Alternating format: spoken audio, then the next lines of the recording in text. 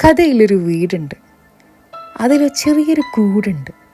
ആ കൂട്ടിനകത്ത് ഹൃദയം തൊട്ട് തൊട്ട് നീട്ടിയ ചെറിയ വലിയ കുറച്ച് മനുഷ്യരുണ്ട്. നമുക്ക് കേൾക്കാന്നേ.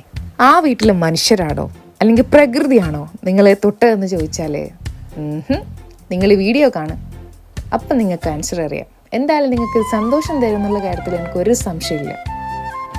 നേന്ത്രക്കുല, കാച്ചിലി, ചക്ക ഉപ്പിലിട്ടത്, പപ്പായ, മധുരക്കിഴങ്ങ്, വെള്ളരി, കുമ്പളം, മാങ്ങ, പലതരം. തേങ്ങ പ്രത്യേകിച്ച് പറയണ്ടല്ലോ, തീർന്നില്ല. വിലാത്തിച്ചക്ക നമ്മളെ സ്വന്തം ദ്വീപിലെ കുച്ച. അങ്ങനെ എന്താ നിങ്ങൾക്ക് വേണ്ടത് അതെല്ലാം ഒരു വീടിന് കീഴിൽ. മറന്നുപോയി, തിരിച്ചു വരുമ്പോൾ ഞങ്ങൾക്ക് തന്നുവിട്ട പൈനാപ്പിള് ഇപ്പം എന്നെ പ്രാകുന്നുണ്ടാവും.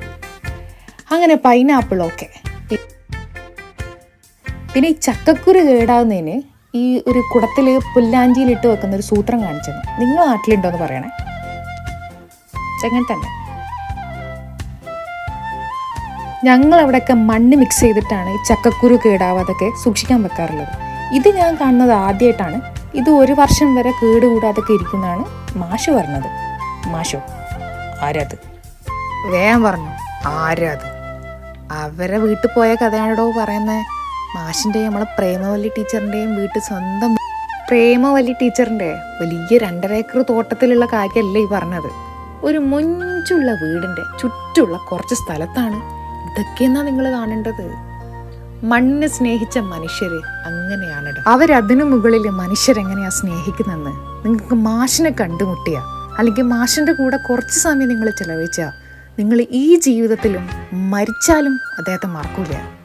അങ്ങനെയുള്ളൊരു മനുഷ്യനാണ് അദ്ദേഹം.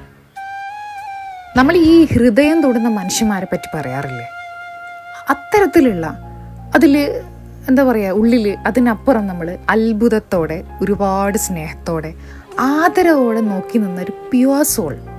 അത്രയും അദ്ദേഹത്തെ എനിക്ക് പറയാനുള്ളൂ. വർഷങ്ങൾക്ക് മുമ്പ് അദ്ദേഹത്തിൻ്റെ ക്ലാസ്സിലിരിക്കാൻ പറ്റിയ കുട്ടികളെ ഓർത്തായിരുന്നു എനിക്ക് അസൂയ തോന്നിയത്. അത്രക്ക് നല്ല മനുഷ്യനാണ്. ഞങ്ങൾ മാമിൻ്റെ വീട് സന്ദർശിക്കുന്നതിൻ്റെ ഭാഗമായിട്ട് മറ്റൊന്നും സ്വീകരിക്കില്ല എന്ന് അറിഞ്ഞുകൊണ്ട് തന്നെ ഞങ്ങൾ കുറച്ച് പുസ്തകങ്ങൾ മാമിന് ഇഷ്ടപ്പെട്ട കുറച്ച് പുസ്തകങ്ങൾ ഞങ്ങൾ സമ്മാനമായിട്ട് കൊടുത്തിട്ടുണ്ടായിരുന്നു. ചായ സൽക്കാരത്തിൻ്റെ ഒപ്പം തന്നെ ഒരുപാട് മാങ്ങയും പപ്പായയും ഒക്കെ സ്നേഹം കൊണ്ട് തീറ്റിച്ച് ഞങ്ങൾ കാ എന്ന് പറയുമ്പോൾ കറിവേപ്പും, കാ എന്ന് പറയുമ്പോൾ കാന്താരിയൊക്കെ ഞങ്ങളുടെ മുമ്പിൽ റെഡി. അതും ആള് കണക്കിന്.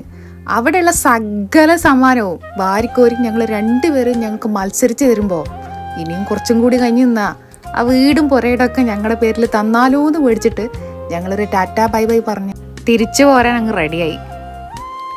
അപ്പോഴും ഈ സോംബികളെ പോലെ അല്ലെങ്കിൽ ഈ ചക്കക്കൂട്ടാൻ കിട്ടിയ എന്തോ ഒരു ചൊല്ലില്ലേ, ആരൊക്കെയോ പോലെ എന്തോ, ഞങ്ങളെല്ലാവരും അറഞ്ചം പുറഞ്ചം വളപ്പെല്ലാം ഒന്നിട പോലും വിടാതെ അടിച്ചു മാറ്റുന്ന തിരക്കിലായിരുന്നു.